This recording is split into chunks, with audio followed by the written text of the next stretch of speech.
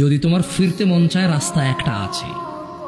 40 বছর নামাজ আদায় করো না, 50 বছর নামাজ আদায় করো না, এই পৃথিবীর যত ধরনের নেশা আছে কোনোটা তুমি বাদ দাও নাই। এই এলাকার অমুক তুমুক যত খারাপ বাজে মেয়ে আছে সবার সাথে তোমার বাজে সম্পর্ক ছিল।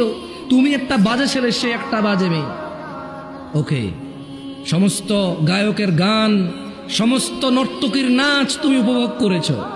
শোনো, 40 বছরের অপরাধ, 50, 60, 70-এর অপরাধ। শোনো, রাস্তা একটা আছে।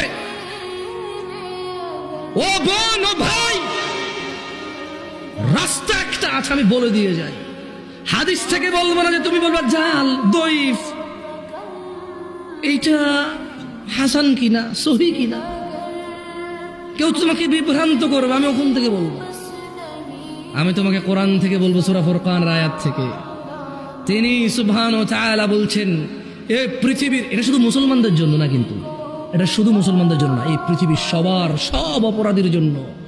তিনি বলছেন, ইল্লা মান তাব,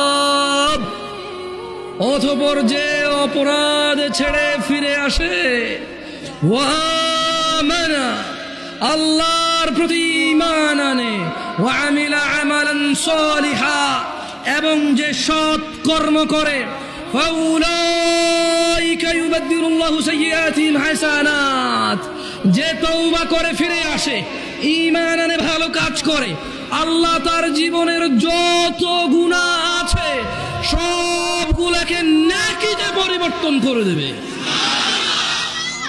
চয়েস ইজ ইয়োর্স, তোমার চয়েস ভাই, সিদ্ধান্ত তোমার।